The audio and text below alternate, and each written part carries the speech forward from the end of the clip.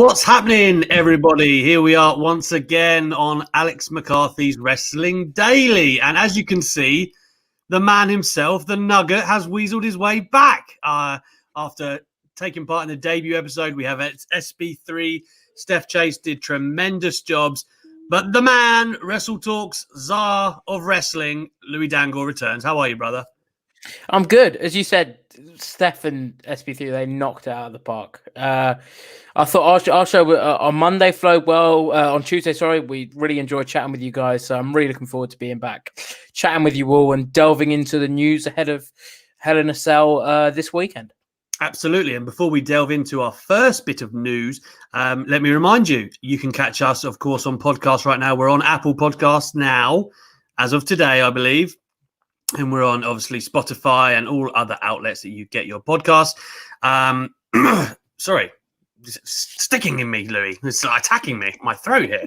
But of course, as well, the other thing I'd like to remind you is that to get your super chats in, that's one of the funnest parts of the show. Any amount we will read out. And that leads me nicely to our first bit of news, Louis, because Mr. Davis, number one fan, says, it's finally Pent El Zero, Mr. Davis. And of course, tell the people why he has said this, Louis. So he is referencing, obviously, the fact that AEW has just announced that Rey Fénix has suffered an injury. It was all seen during Dynamite. We weren't sure how serious the injury was that he suffered during his match with Rey Fénix with his brother Pentagon, but it looks like it's going to be pretty serious. So the match was taped yesterday and obviously now features Pentagon instead of Fénix, so it's Pentagon versus Kenny. We know what those two can do. They're going to deliver a great match, undeniably. It's obviously disappointing for Fénix because this is not the first time that injury has forced him out of a big match on Dynamite, probably the biggest singles match he's had. He was supposed to face Cody for the TNT title, one of the first challengers, I think, after Jungle Boy. He was replaced by Mark Quinn. So it's disappointing for him, but I'm sure his talent is undeniable, so he'll get these opportunities. And we obviously, from us all here, hope that the injury is nothing serious and this is more of a precautionary measure than one that is sort of alluding to a more serious knock or a more serious injury. Well, and if AEW were ever going to be, on the precautionary side, it should be now, because lessons need to be learned, of course, from the terrible handling of Alex Reynolds. Of course, he says he's fine, I've seen, and he thinks the referee and the doctor handled it great. That's a hot take. I find that hard to believe because they didn't handle it at all, Alex Reynolds. But the man in the situation knows better than I. Before the mucus attacked my throat, Louis, I was going to remind everyone to like, share, and subscribe. Everything going on here with Wrestle2, the home of Wrestling Daily. Friday Night Insight is what I've coined tonight, Luigi. And I must say, because obviously we had Steph on yesterday, who was full of hot takes. Everyone in the comments will be fondly remembering. What did you make? Just a quick summary of the Wednesday Night Wars. I thought AEW was a fantastic show. NXT was another very good show. AEW, the only two sticking points were the two sort of injuries. One with Fénix that can't really be helped. The main event, which the injury can't be helped, but the handling of it massively can. For NXT, there were some issues, but both shows overall, listen, they will probably go down as the best wrestling shows we see this week. So no complaints from me. Let me tell you, Robombi knows. They know. Friday Night Insight is an amazing name. We should trademark that. Yeah, there's T-shirts and all sorts. There's money to be printed here, Lou. I like your thinking. Well, yeah. Let's get into the BS-ometer. Let's touch on some of the news that people may or may not have seen today. Now, one of the stories that keeps dragging on, but seems to have come to a conclusion now, is the future of Ben Carter, Louis. Tell the people what Dave Meltzer has been reporting. Well, Dave Meltzer is reporting that Ben Carter, AEW Dark Star, who's kind of took the world by storm, really, with his performances on Dark, has signed with WWE. Fightful Select were the first to report a couple of weeks ago that NXT UK had made a big play for him. And I've seen a lot of people on social media criticizing his decision not to join AEW because Sean also reported there was a lot of interest there. But from what we understand and from what's been said, and I think even Ben said it in interviews, he can't get a visa currently to work in the US. He worked Dynamite Dark for free. So obviously with the pandemic going on, working in the UK, being a British guy himself, it did make the most sense for him. And let's just be happy for him. If he's decided to go with NXT UK, which is a fantastic brand, all the more power to him. So Ben, obviously, best of luck. And that is joined, I guess, by our friend Gary Cassidy, who did an interview with Serpentico. And he's confirmed that he's now a full-time AEW signing. So both promotions picking up some talent over the last couple of days. Absolutely. The BSometer is almost not needed here because I know that both stories to be true. And but what I will do is I'll give them the green BSometer anyway because, look, it's more green, Louis. There you go. Thank you, Editor Rich, for sorting that for us. Thank you, Rich, very much. Now people know we're giving them the rub. So yes, I'd heard about Ben Carter at the same predicament, right? Like getting to America is not easy, and having a visa is even worse. So it was a no-brainer for him, to be honest. And NXT UK, you look at the top of their roster. Once Volta has kind of got through the top contenders they've got there, which, to be honest, he's kind of moving that way, but you expect Ilya Dragunov to dethrone him. They are quite shy on top talent, to be honest. Tyler Bates nowhere to be seen at the moment, although I expect him to be back. And the same with Pete Dunne. He's only really there at the moment because of the same restrictions that are going to cause Ben Carter to be there. And also, the thing is, I want to give Gary a quick rub here. I'm giving rubs everywhere. I need to be careful with these hands. He's doing a fantastic job with Inside the Ropes. And I know that he was sitting on this news, like he kind of, Lewis will tell you how journalists are. We kind of bounce each other off news and stuff. And he had that for weeks, but he waited for confirmation and kind of worked with AEW to get it out. So fair play to Gary doing it through the proper channels. All the respect to Gary. Moving on, we've got Keith Lee recording new music, according to PW Insider. Of course, that was the source of much deliberation, is the friendly way I'm going to call it, when they debuted the new song. Man, I mean, in NXT, I think everyone had become so acclimatized with that song and it fit him so well that the main roster one was just a bit like, hang on a minute, this and a skirt and a skirt. It was a big departure. So what is quite cool about this story, though, Lou, is that they're saying Keith Lee is laying down his vocals once again. Yeah, which is obviously good to see. I mean, the main thing for me is we got so when he first debuted, we got the skirt and the music, but we got beating Randy Orton clean on pay-per-view.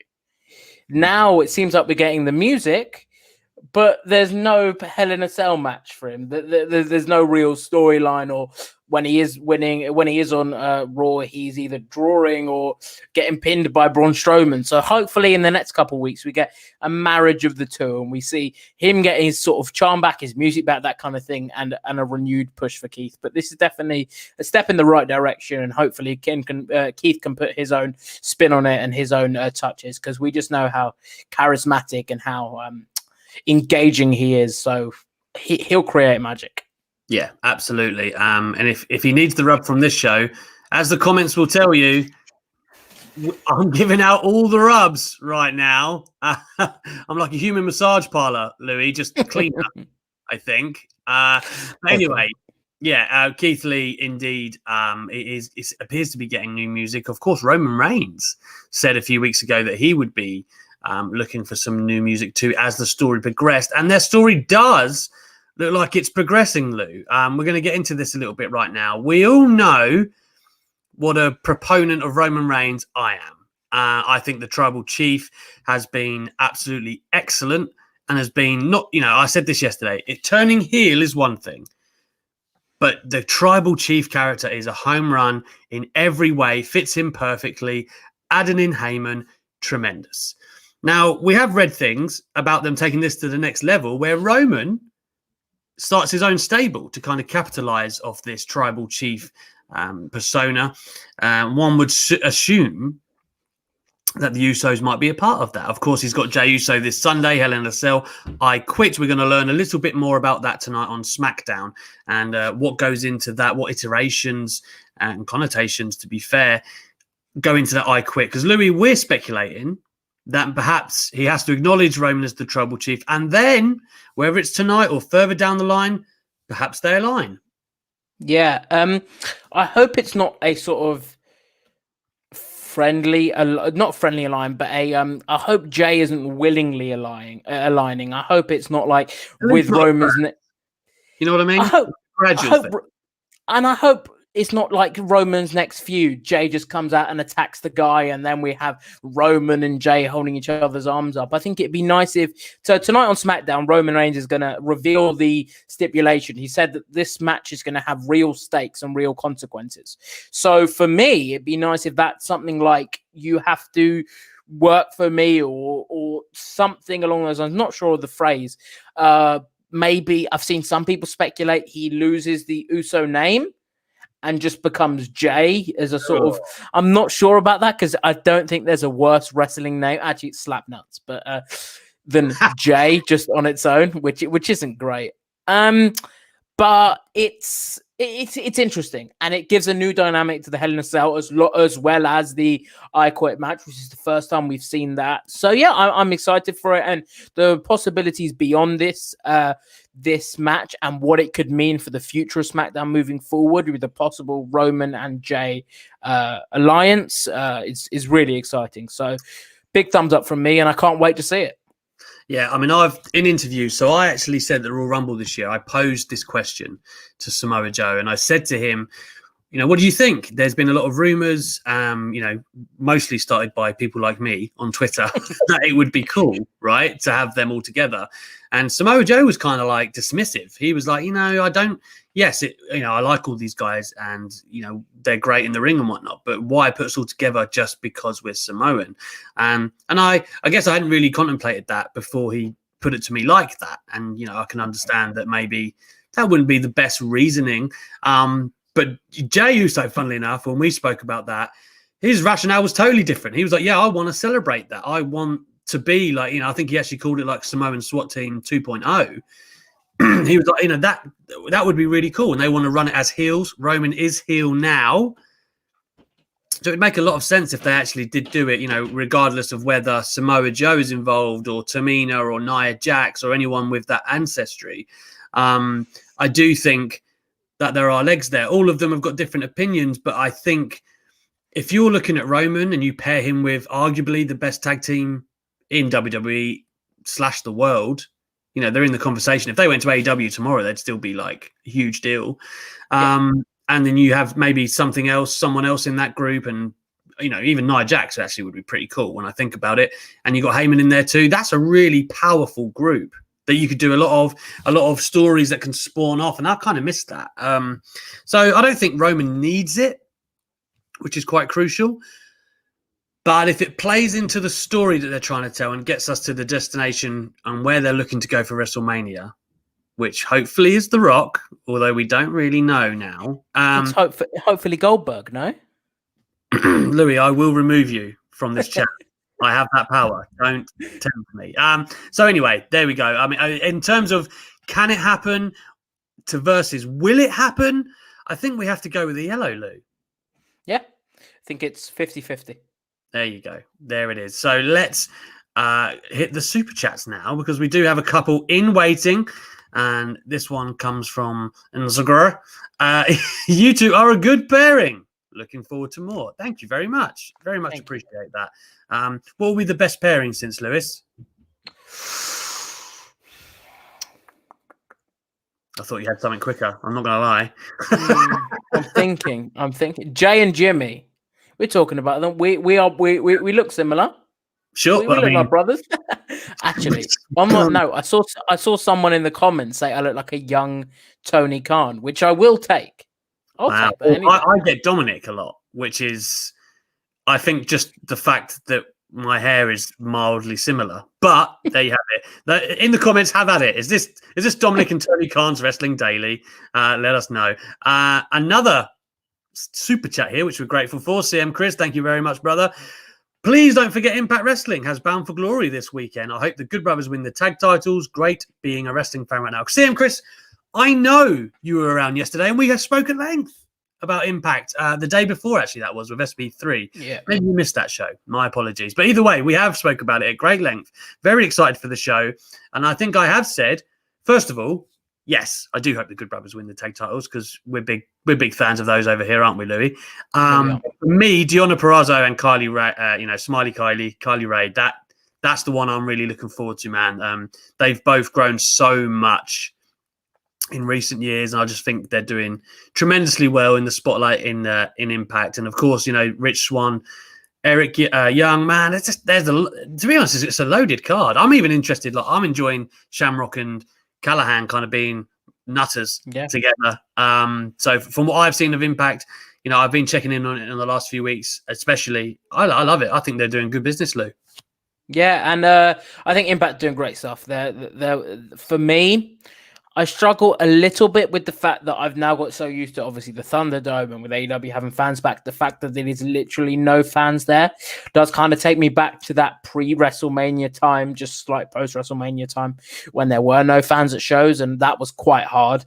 So Impact will always have that to work against, but I still think it's doing great stuff, and the show will be good regardless. I won't be able to watch it live because I'm a child and will not be able to stay up 2 nights in a row until the early hours of the morning, but I'll catch it on Sunday, and it will undeniably and inevitably be another fantastic showing for Impact Wrestling. And I think Heath has teased that we might have a few former WWE guys turn up. So we could have a stack show on Monday where we're not only talking about Hell in a Cell, because obviously Monday there's a special show at 9:30 UK time to cover Hell in a Cell. So we'll be watching that. We'll be talking about Hell in a Cell, but we could have a couple of new Impact signees to be talking about. So definitely head on over to that show on Monday and check that one out. Yeah, and on the note of you just mentioning Heath Slater, CM Chris does remind us here of their situation and the gauntlet match. And of course, I think if Heath wins, then Rhino keeps his job and gets the shot at the title that he wants. But if anyone else wins, Rhino's gone. So it's all very interesting how that works out. But we did say the other night,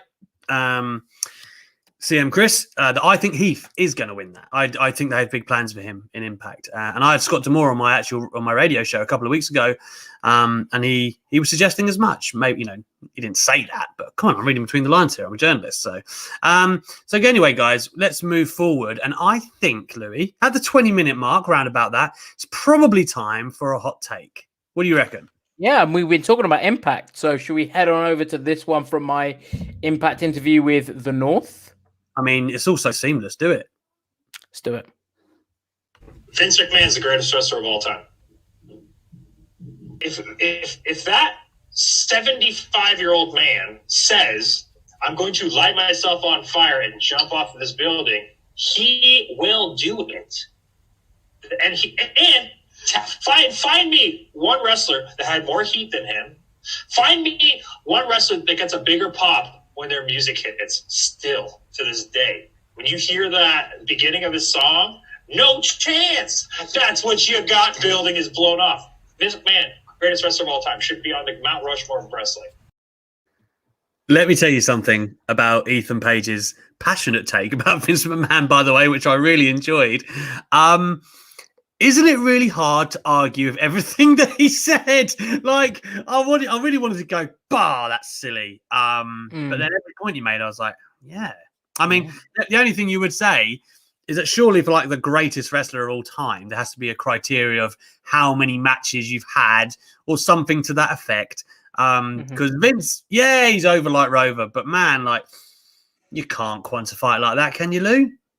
I think if he would have said sports entertainer, so greatest sports entertainer of all time, I wouldn't have had a shadow of a doubt. I would have said 100% I agree. Vince has it. And okay, we're going to talk about Vince, the performer, because there's obviously two sides to Vince. Vince, the businessman, and Vince, the performer. Vince, the performer, and I don't think he gets enough credit for this.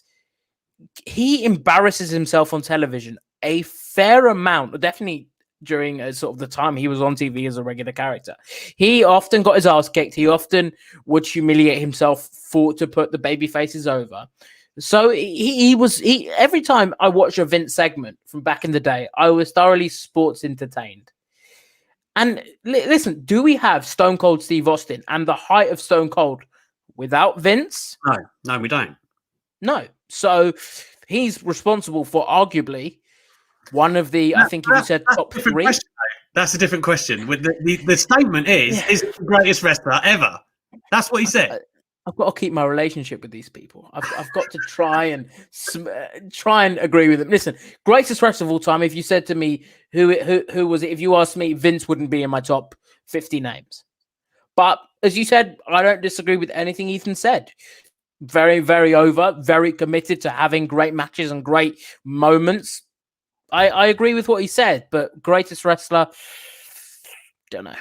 Listen, as I'm seeing in the comments, anyone who books themselves to get their ass kissed on TV is okay by me. I would put him in the top, and I'm thinking Undertaker probably at the same point, the top characters that the business has ever seen. Because Vince McMahon, his influence is felt as a character. Like he's touched so many different things and affected the business in so many different ways. Probably the greatest way, because Steve Austin is, for all intents and purposes, the most influential box office attraction there's ever been in wrestling. Like, wrestling has never been at a bigger height than when he was on top. That's facts. The numbers are there, right? I know you can make arguments of, like, you know, Hulk Hogan kind of pushed it to the mainstream, and The Rock is probably the most famous person to derive from wrestling. Yeah. But if you're actually talking about someone who has affected the business the most, and I saw Kurt Angle the other day was saying that John Cena, because of longevity purposes, is the guy who should be the greatest. But I still don't think anything that Cena did is, you know, reaches the peaks that some of the names we just mentioned did. You know, it's all well and good being on top, but, like, you know, you're booked to be there at the end of the day, pushing the needle and pushing the company forward is what Steve Austin did. And I don't think that's unfair to say. But a large part of the reason he did that or reached the heights that he did is Vince McMahon. I mean, that's the same for everybody, right? Because of booking. But I mean, literally on screen, developing that character. I don't think, you know, if you put just another heel in Vince's place, it doesn't work, does it? I don't think so. No. And I'm going to throw up this comment here from Cody because it's quite interesting.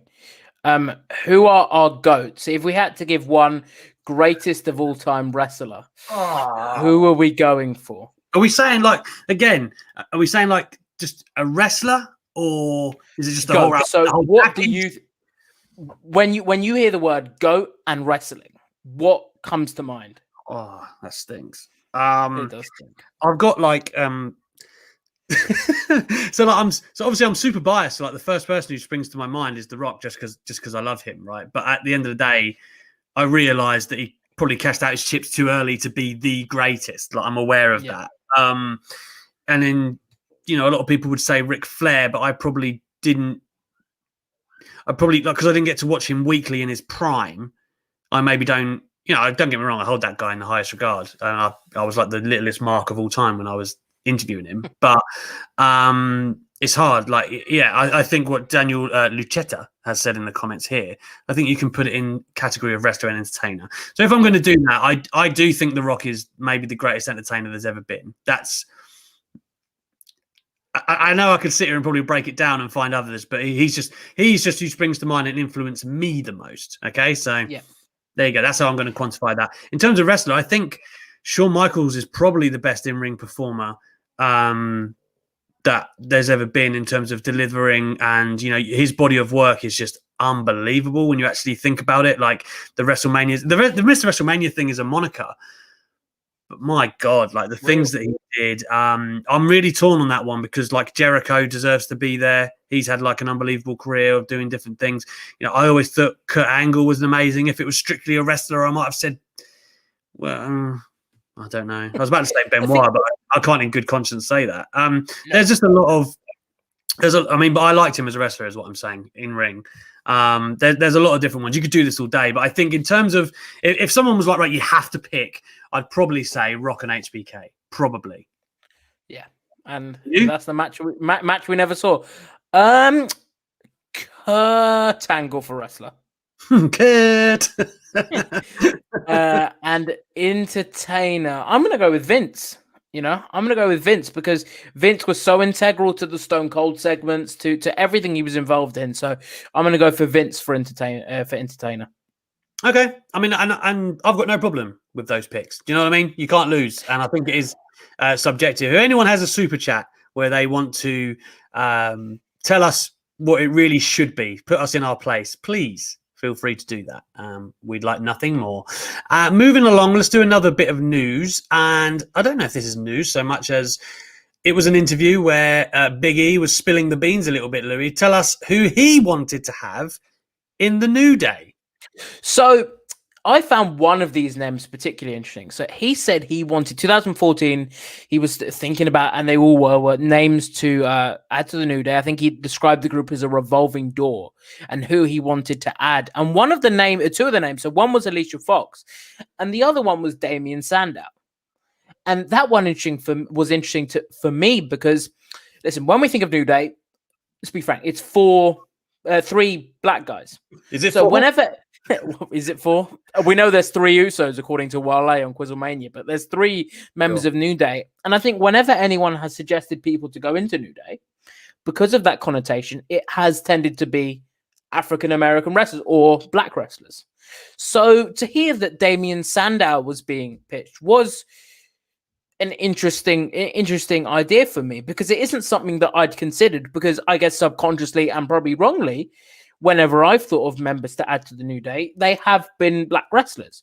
So to see that they were trying to have Damian Sandow or thought he would be a good addition was very interesting. And I mean, he's proved with his Mizdow stuff that he can be so entertaining. I think he would have been in NWA, by the way. He's still good. Still is, yeah. And I think that would have been really interesting to see, obviously, Damian Sandow. But for me, I think they did the right thing by keeping it as New Day. New Day, just the three men. I mean, they are so entertaining as it is. And you feel like you're just in any of their segments or their podcast, you feel like a part of their friendship group, which just feels like three very close friends. And I don't know how adding someone to that mix or subtracting someone or adding Alicia Fox to that mix would have worked. I'm not too sure, but I think that they probably did the right thing by keeping New Day just as Big E, Kofi, and Xavier. I mean, Kevin Owens briefly flirted with it before being he was an honorary member, but the dastardly character that he is, he couldn't keep it up. But I mean, it's interesting with Alicia Fox. I've long thought that'd be an easy way sometimes to get women more stories outside of the title picture in WWE, to be affiliated in different things. I don't know how that's going to work out for Mia Yim at the moment in Retribution. But excuse me, can you call her by her proper name? No, I can't. And I think that it's like Chad Gable will always be Chad Gable on this show. Anyone calls him anything else, and I will remove you. Agreed. I mean that to the host, of course. In the comments, do as you please. I'm at your mercy. But yes, I hate that name. And Chad Gable is a sensational wrestler. So I just don't understand what they were trying to do there. And those who said at the time, no, let it play out. Go on, see where they're going with it. There'll be a story. There was no story, guys. Come on now. So anyway, that was a bit of a side point. But Alicia Fox would have been an interesting way to go. But I can't help but agree with what you just said, Lou. The dynamic would be so strange. Like, it just would have been a weird mix. The three of them was perfect, because there are some stables that are perfect for adding people in, right? Where, like, when I was growing up, and I look back now and I think, well, it probably wasn't that great.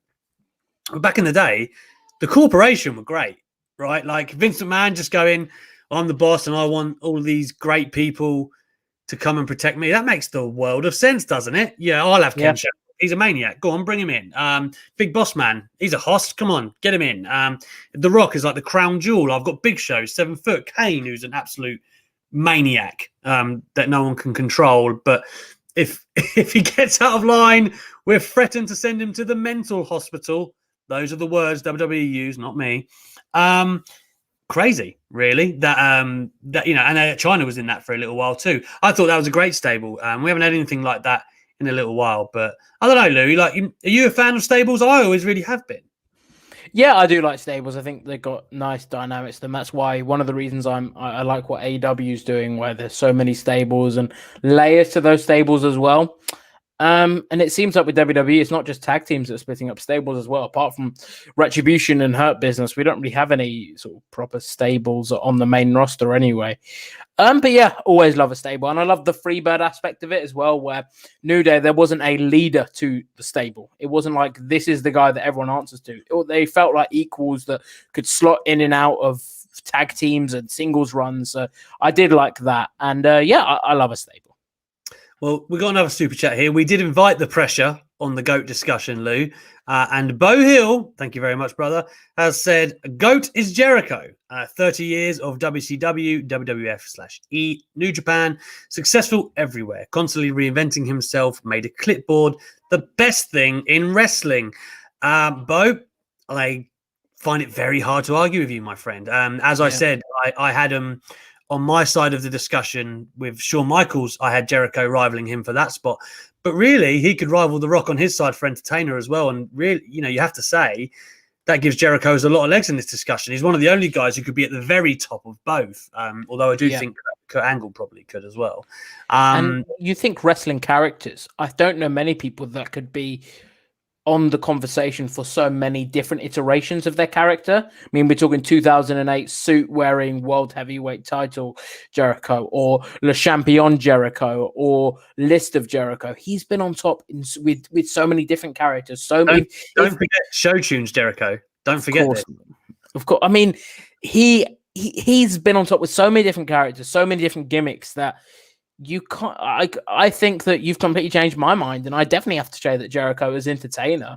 Number one, he's done it with so many different gimmicks, so many different characters. He's ousted Vince. Vince is gone.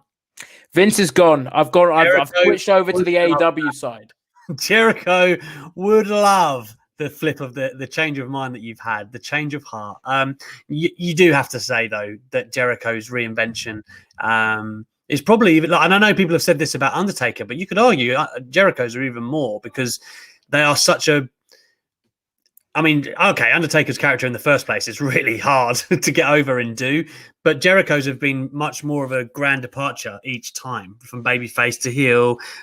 He's so smarter than people ever really give him credit for. And I'm so invested in what he's going to be doing with MJF, man. So invested. I've thought MJF was great. They've put these two together, and normally you're like, oh, how's this going to work? Because heel and all of that stuff. It's going great. And like the way they've just changed this now, everyone's looking at next week like, how's this going to go? Like, is he going to join? Is he not? Is it going to go down? How long are they going to stretch this out? How long should they stretch it out, Lou?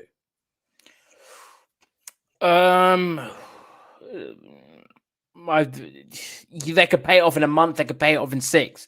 I know what they should do. I asked you what they should do. What they should do. They should probably roll this out until I think there's got legs in it till All Out next year. Wow. Yeah.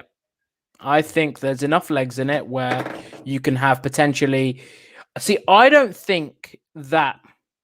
See, the long feud in this is obviously Jericho MJF, but there's a MJF Sammy feud that's right there that could go for months by itself once Sammy's done with Hardy, and then can basically see that Jericho's kind of replaced him with MJF, and those two would have great matches and a babyface run for Sammy. So yeah, I think that there's a lot of potential in that this could easily be drawn out and be sort of the replacement to the Bucks and Kenny and Paige and FTR feud that kind of looks like it's going to be culminating over the next couple of months. So this could be the long-running thing that AEW's got going for it. So yeah, I think that there's definitely legs. And if AEW's done anything since the launch of Dynamite last year, they've proved that long-term storytelling is something in their wheelhouse that they can easily do. So they've got my full trust and respect. And yeah, I think they'll do it.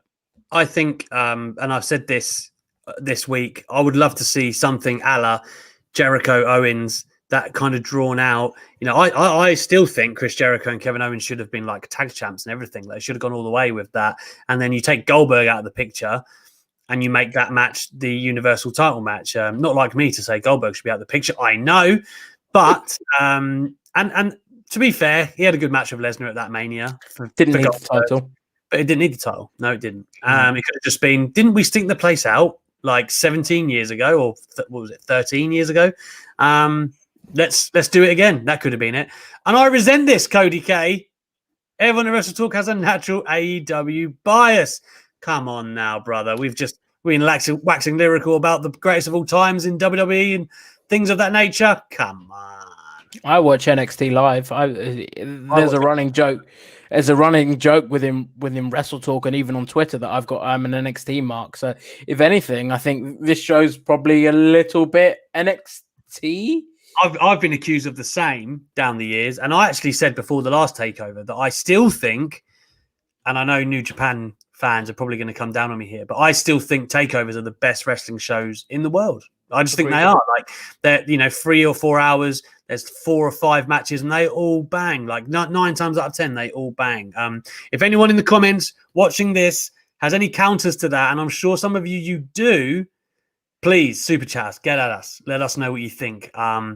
Because I'd saying that I do think AEW do bang on pay-per-view, but the last one wasn't so great for me. Let's get to a hot take, shall we? There's a couple of interesting ones coming up, guys, so I'm sure you'll enjoy it. Greg Cherry here.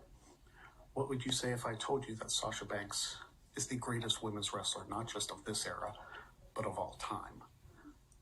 Sasha's better than Charlotte and Becky, Trish and Lita, Moolah and Mae Young, better than every single one before her. She just gets it, and she was involved in the greatest women's match of all time. Sasha's just the best, and you got to deal with that. We got to deal with that. We've got to swallow it, apparently, Lou. I mean, that is a hot take because it's such a open discussion. Yes, Greg Cherry, you had me at she was in the greatest women's match of all time, because I agree that is the best women's match I have seen Bayley at TakeOver. Hasn't had until this year, which this run has been like phenomenal for me. Yeah, she had the great Rousey bout, I think at Royal Rumble a couple of years ago. Other than that, I don't know if she's had the greatest body of work, and I think a lot of that is down to WWE's booking of her as opposed to her ability. That's not really her fault, these short reigns and whatnot. Is she amazingly talented in the top 3 or 4? Like, yeah, obviously. You have to be mental to say Sasha Banks isn't good. The best is always subjective because you can't actually quantify that in wrestling. Do you know what I mean? The best is not subjective. Well, it is because you can't. I'm going to throw up this comment from Funky Chicken, which summarizes it perfectly. Okay. I would say yes if Kelly didn't exist. Kelly. But no, they've got us there, Lou. They've got us. They have. But for me, in all seriousness, yes, it is subjective in terms of the best, because what you define as the best is different from everyone. But for me, the reason I say that, Lou, before I let you continue, it's like in football, if Liverpool win the leagues because they got the most points, they're the best.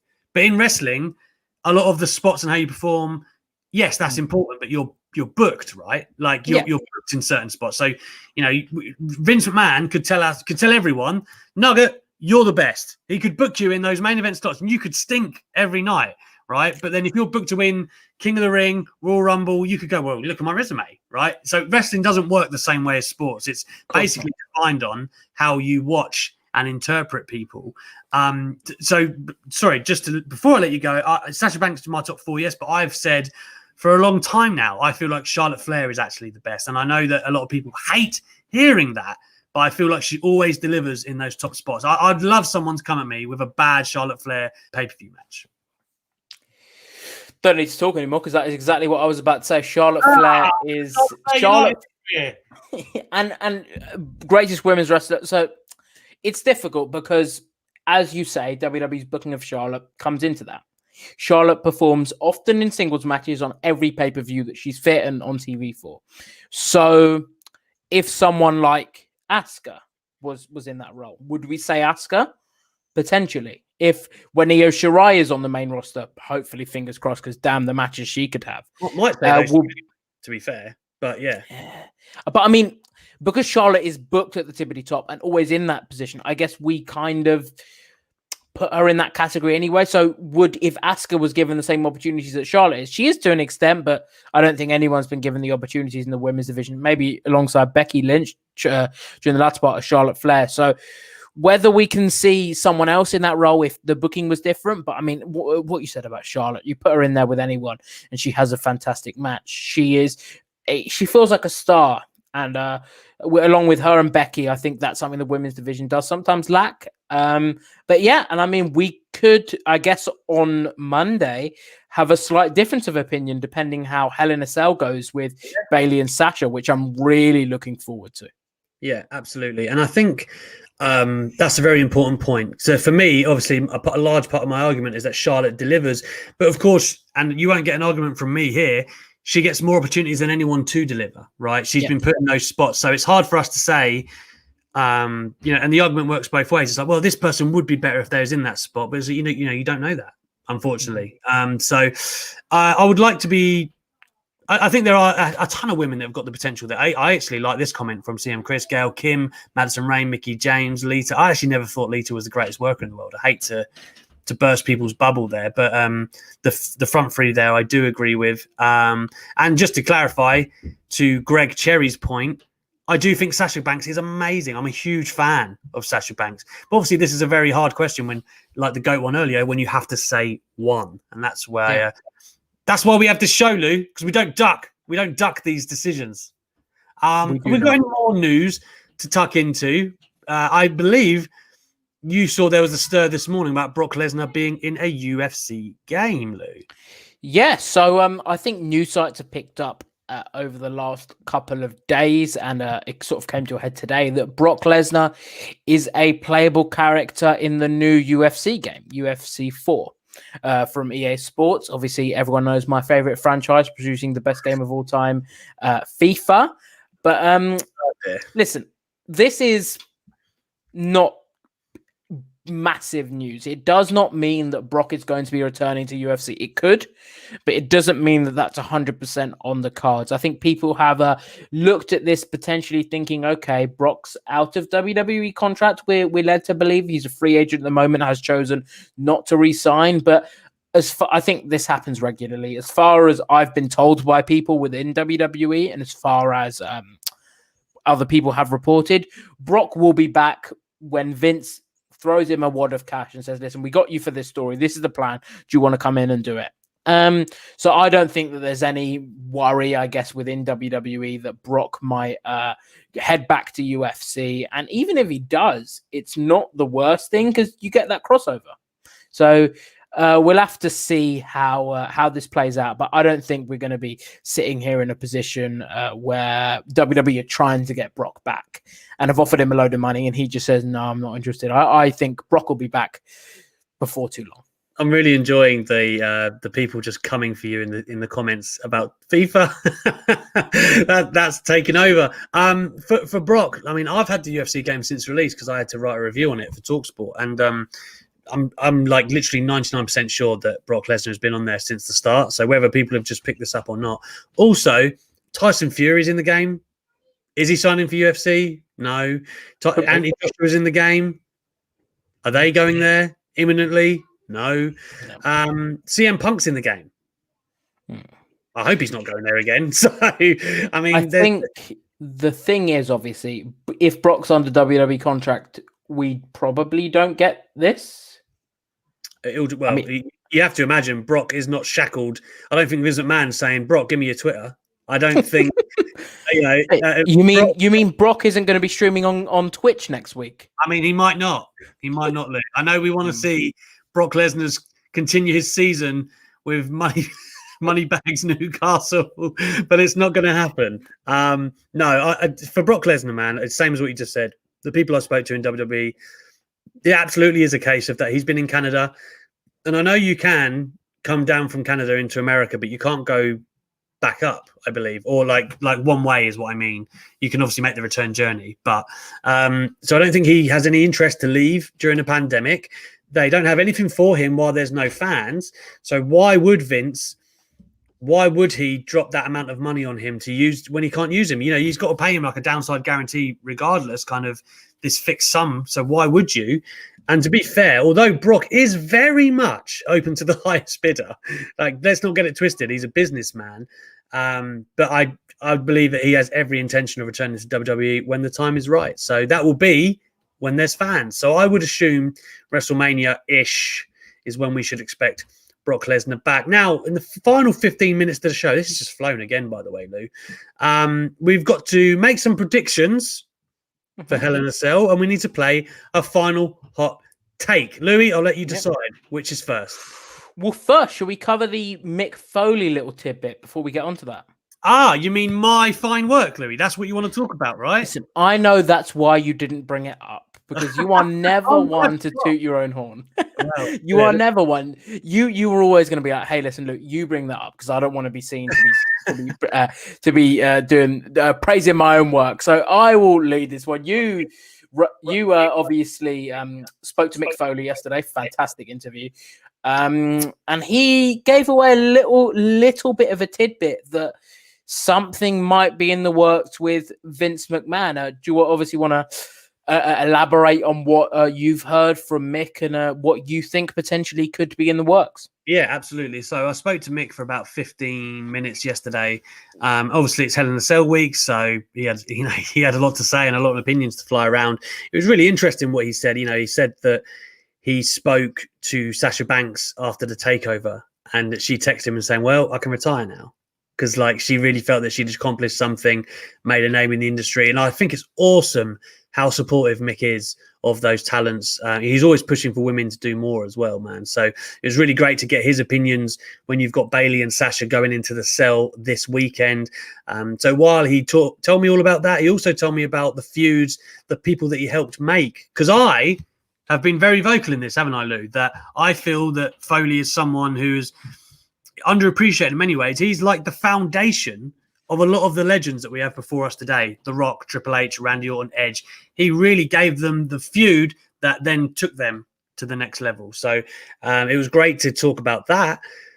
But also, he did drop him when I talked about how much Vince trusts him and he must have put the faith in him to do all of that.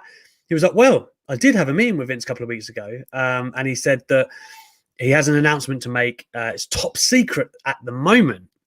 But in the coming weeks, he will be letting us know what it is. So if it's Vince talking to him and it's top secret, you have to imagine it's something to do with TV, management position. I don't know if anyone wants to say general manager again, or if he's just managing a superstar. I wouldn't mind that either. But it's very interesting that Vince has reached out and they're trying to work on something. So I hope it is something like that where Foley can really be utilized properly, because he could give that famous. And I say famous, it's only about 40 minutes old. That famous Alex McCarthy rub to different superstars on a WWE roster, man. So I think Vince has definitely got his ducks in a row and he's keeping a hold of the legends that he thinks he might need. And I mean, you alluded to this, but a lot of people I saw when you tweeted it were like, oh, maybe it's a show, because I know they're trying to bolster out the network and put a lot of sort of these podcast things on. But Vince McMahon, I think, isn't the person meeting with these talent, organizing the things going on the network. As you say, if Vince is involved, this is probably something television based or management or something big. So, I mean, we'll obviously keep our eyes peeled for anything that Mick has going on, and then we'll discuss it here on Wrestling Daily once Mick makes his announcement. Well, you know what's interesting as well, if you speak to any wrestlers, and I've spoken to a ton who have signed deals with WWE, like MVP being a recent example, there's a ton of others. When you sign deals or come back, Triple H is typically the guy you speak to, right? So if anything bigger than that, or something that Vince is actually passionately behind, it will be Vince. So that should say a lot about what kind of plans they will hopefully have with Mick Foley. I think we'll finish on the predictions, Lou, and we'll go to our final hot take from Jobber JJ. Hey guys, it's Jobber JJ. My unpopular wrestling opinion is that Nicholas had a better match than The Undertaker at WrestleMania 34. The Undertaker was involved in just a squash match against John Cena, while Nicholas had a great tag match against the Bar with his tag partner Braun Strowman, and a great heat segment and a great hot tag with a great ending. Have a nice day and jam at Jam. You can't do the Undertaker like that, JJ. Listen, man. Cocaine's a hell of a drug. What? You've wanted to do that all night. Itchy fingers for that, I'm afraid. I'm a Dave Chappelle guy. Listen, I was at that WrestleMania, okay? I was not happy that the long teased Undertaker John Cena match was as short as it was. Retrospect tells me that's probably a good thing. But at the time, I wasn't happy, right? Like, I'm in the stadium, I'm thinking, oh, what's going to happen? A load of great builds. Cena runs up the ramp. Like, oh, my God, it's going to happen. And then it kind of just happens, right? It's not really it's not the dream match that people had hoped for. And maybe WWE could never give us that. But my God, I don't know if I can do The Undertaker like this, Lou. So I loved the Cena thing at Mania. Okay. At the time, I loved it because I thought it was leading to more. Right. Okay. So I was like, the Cena being in the crowd is perfect. Him, obviously, he wasn't a fan there, but it felt like it was. You saw him drinking beer, dressed in human clothes, just being a spectator at the show, and then the long running thing of the ref running down like take us here, and then Elias's involvement. I thought it was fantastic, and then seeing Taker come out, knowing what he can do and more importantly can't do, thought it was a fantastic use for him. And I'm like, all right, so we've got obviously Saudi shows coming up. Will we see it at a Saudi show? I think it's more disappointing in hindsight because we've seen nothing since. Yeah. But for me, the Nicholas thing was a fun moment. It was fun. But Cena lost less than the Bar lost, who were pretty much, and for me, that's the main thing. The tag division was pretty much, it was not buried because I don't like saying that, but the tag division was basically sacrificed for a moment. And we know everyone likes their WrestleMania moments. WWE isn't about matches and great storylines. They're about moments. And this was undeniably a cool moment. That's a good rating. Yeah, I'm totally with you, Lou, in the sense that they made a great moment. And I must admit, like being there, the crowd did go crazy, right? For the Nicholas hot tag.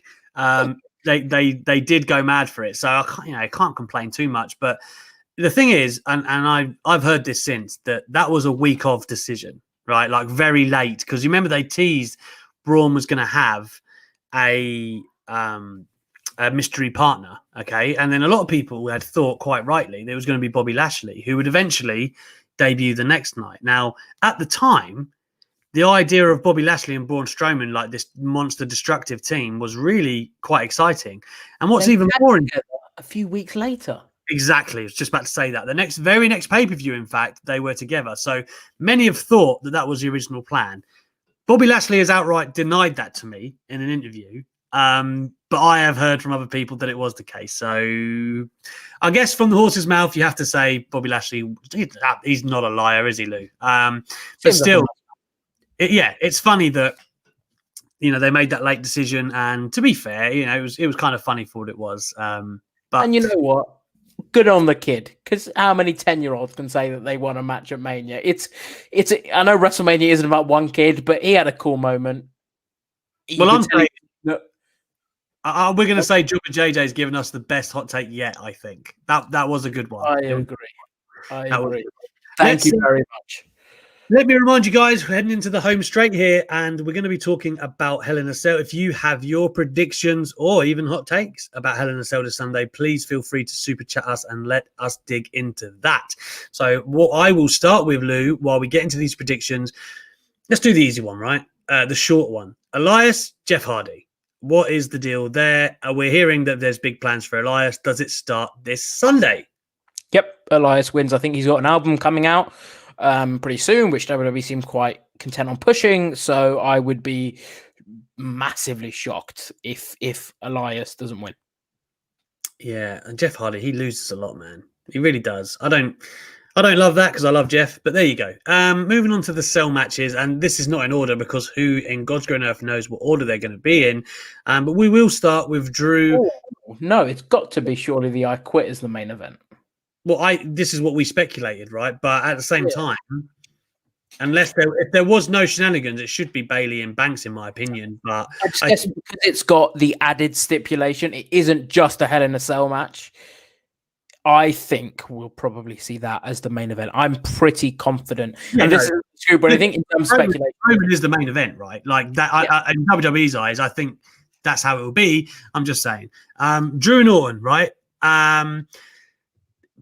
You could argue it should have ended at the last pay-per-view with all the ghosts coming back from Orton's past and Drew getting quite a decisive victory. Probably should have been done. But not complaining, because the both of them have done well to keep the heat going. Two amazing talents.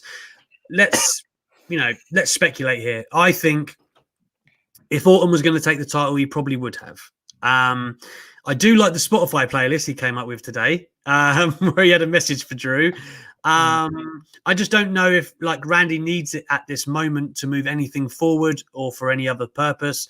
I think Drew is still in the midst of a powerful run, and realistically, Orton can eat this loss.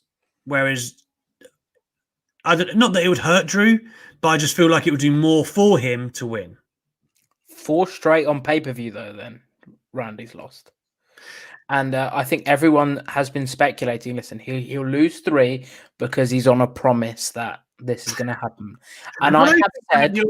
operates on promises at No, of course not. But, I mean, I'm sure that does happen where Vince is like, listen, or whoever is like, you're losing these couple, but there are plans here. I have bet on Randy Orton winning for the last 2 shows. Yeah, I bet at SummerSlam. Yeah, I bet on SummerSlam and then again at Clash of Champions. And as you say, I think if Drew was going to drop the title, he would have already. So I think we're going to get a little possible interference from the Fiend. Shenanigans. I'm going to do as a bonus question at the end whether we think there's going to be a DQ in the Hell in a Cell, which is can't believe is even a question that we can ask. But I think we're going to get teases or a full-blown interference from the Fiend, setting up a Fiend and Randy feud, which, based on their history in the Viper and the Family storyline and how we know that Bray likes to go off history he's got with people, has a lot of potential. So I think that's where we're headed coming out of this. So I've got Drew to retain. Okay. Well, next we've got the Bayley and Sasha.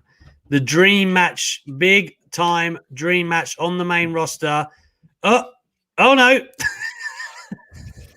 There it is. The real dream match.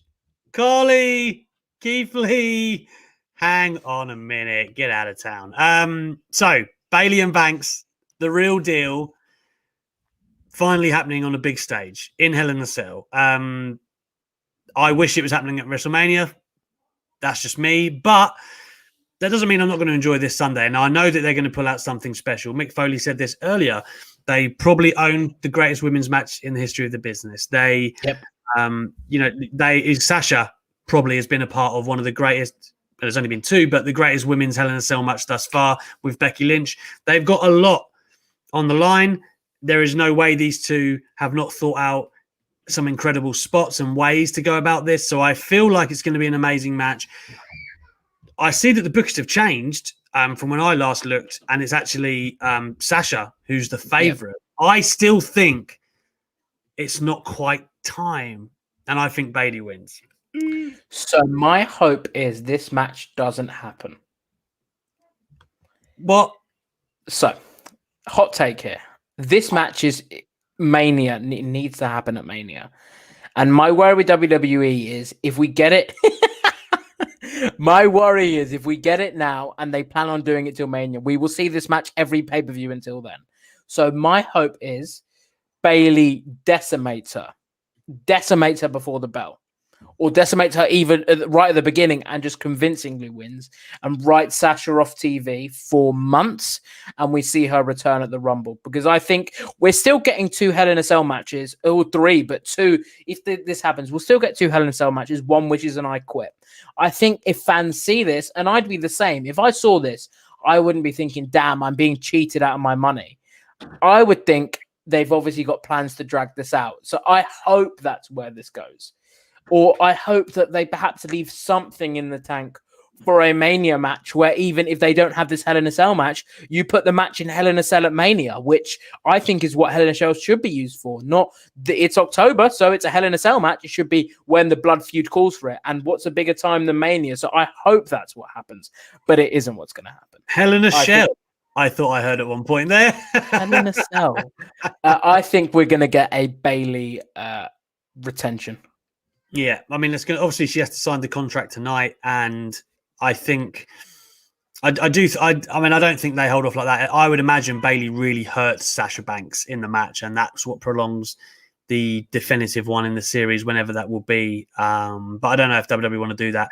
It's just hard. They've kept them on the same brand. There's no way to really split them moving forward. Right, Sasha off TV. That's what I'm saying. That's the only thing you can really do. Anyway, moving forward, because we have to finish up here.